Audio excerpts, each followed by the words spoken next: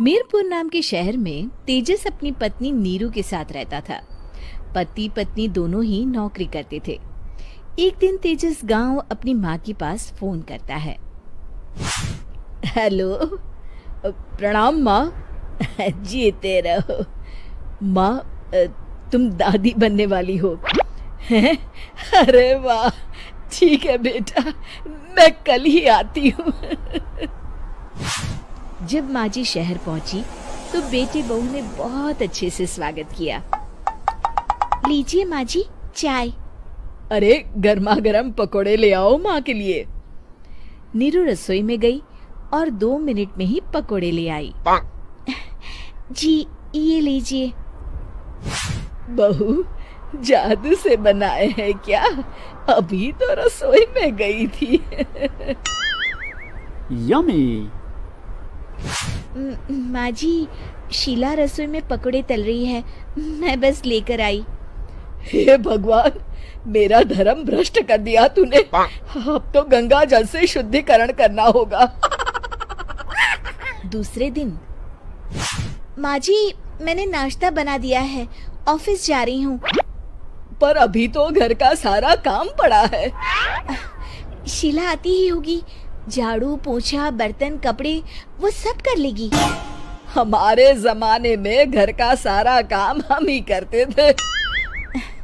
जी माँ जी, आप बहुत होशियार हैं, मैं घर ऑफिस दोनों नहीं संभाल पाती। तो जरूरत क्या है घर से बाहर जाकर चाकरी करने की? वैसे भी घर का काम खुद करने से घर में बरकत आती है, समझी? पर माँ जी। पर वर कुछ नहीं, इस महीने की पगार मिले फिर ऑफिस बंद है। हाँ। रात को नीरू तेजस से कहती है, सुनिए जी, माँ जी बोल रही थी कि मैं नौकरी छोड़ दूं। वैसे ठीक ही तो है, अभी तुम्हें आराम की जरूरत है। फिर भी आराम कहाँ, शीला को छुड़ाने के लिए बोल रही थी। तो अब 24 घंटे में इतना काम तो कर ही सकती हो। पर जॉब पसंद है मुझे, घर पर मन नहीं लगेगा। अगले दिन जब दोनों ऑफिस के लिए निकल रहे थे, मेरी तो कोई कीमत ही नहीं है इस घर में।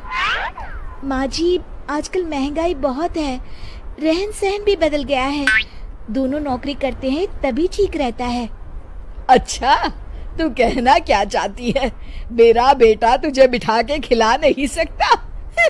तू ही इस घर का खर्च चला रही है, हैं? नहीं माँ जी, मेरा वो मतलब नहीं था।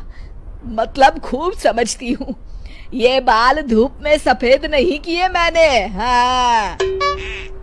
अब तो ये रोज का काम हो गया था। तेजस भी रोज की झिकझिक से परेशान हो गया था।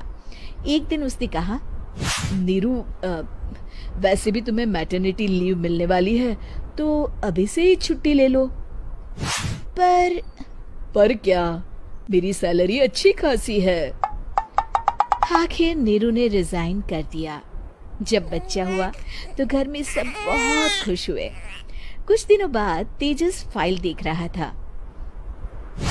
क्या हुआ तेजस, कुछ परेशान लग रहे हो?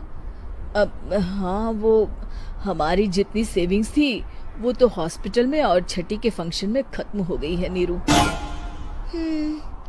और अभी वैसे मंदी चल रही है तो मैं बोल रही थी कल मुन्ना को हेपेटाइटिस का टीका लगवाना है।